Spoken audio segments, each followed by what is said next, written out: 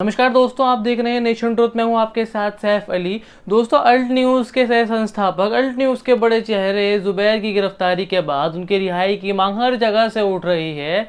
एक तरफ तो देश के कई बड़े पत्रकारों ने जुबैर की गैर कानूनी गिरफ्तारी पर दिल्ली पुलिस को घेरते नजर आए, जिसका हमने आपको पिछली वीडियो में सब बताया भी था। जुबैर की गिरफ्तारी का मामला अब यूएन तक पहुंच गया है। यूएन ने भी इस मामले में अपनी प्रतिक्रिया दी है।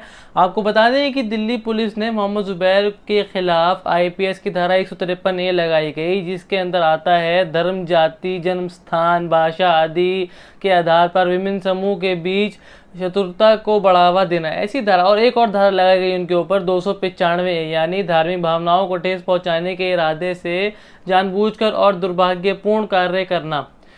ऐसी इसके तहत मामला दर्ज किया गया। इसके बाद जुबैर की गिरफ्तारी करके देर रात पटियाला हाउस ने कोर्ट के डिप्टी मजिस्ट्रेट अजय नरवाल ने बुराड़ी स्थित आवास पर पेश किया गया। जैसा कि मैंने आपको बताया था कि मामला यूएन तक पहुंच गया है। अब विदेश मंत्रालय के प्रवक्ता अरिंदम बागची ने कहा है कि हमने यूएन मानवाधिकार के उच्चायुक्त कार्यालय द्वारा तीस्ता, सुनिएगा ध्यान से, तीस्ता सीतरवाड़ और अन्य 2 लोगों के खिलाफ कानूनी कार्रवाई के संबंध में टिप्पणी देखी है। उन्होंने इस बात की पुष्टि की है और उसके बाद उन्होंने बताया कि टिप्पणी पूरी तरह से अनुचित है और भारत के स्वतंत्र न्यायिक प्रणाली के हस्तक्षेप करती है। संयुक्त राष्ट्र मानवाधिकार एजेंसी ने मंगलवार को सामाजिक कार्यकर्ता तीस्ता सीतरवाड़ की गिरफ्तारी के बाद हिरासत पर चिंता व्यक्त की थी और उन्होंने तत्काल रिहा करने का आह्वान किया था। संयुक्त राष्ट्र की एक अन्य अधिकारी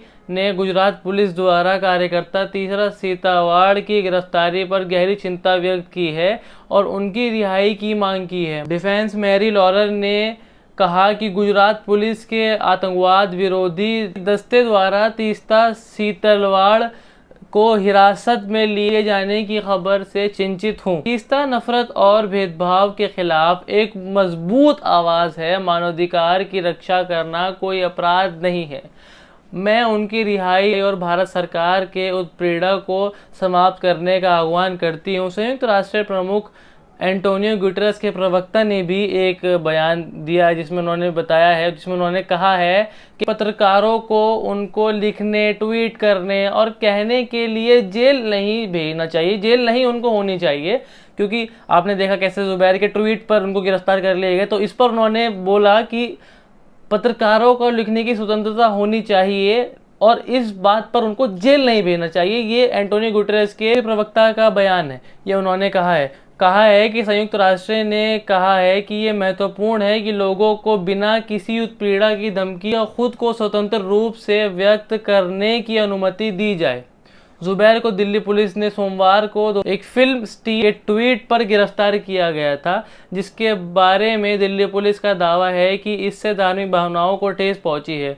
उससे मजिस्ट्रेट के सामने पेश किया गया, जिसके बाद उनको 4 दिन की पुलिस हिरासत में, पुलिस रिमांड में उनको भेज दिया गया। दोस्तों, यूएन महासचिव स्टीफन दुजारिक ने कहा, दुनिया भर में किसी भी स्थान पर यह बहुत महत्वपूर्ण है कि लोगों को खुद को स्वतंत्र रूप से व्यक्त करने की अनुमति दी जाए। पत्रकारों को खुद को स्वतंत्र रूप से और किसी भी उत्पीड़न के खतरे के बिना व्यक्त करने की अनुमति दी जाए। उसके बाद उन्होंने कहा कि पत्रकार जो लिखता है, वो ट्वीट करता है और जो कहता है उसके लिए उन्हें जेल नहीं भेजना चाहिए। जाहिर है कि जुबैर की गिरफ्तारी के बाद देश ही नहीं विदेश में भी जुबैर की रिहाई की मांग उठ रही है। अब देखना होगा कि दिल्ली पुलिस की इस कार्रवाई में आगे क्या होता है, क्या नया मोड़ इस मामले में आता है। इस मामले में क्या आपकी राय है, हमें कमेंट ज़रूर करके बताएं। ऐसे ही हमारी तमाम खबरों को देखने के लिए हमारे चैनल को सब्सक्राइब भी करें।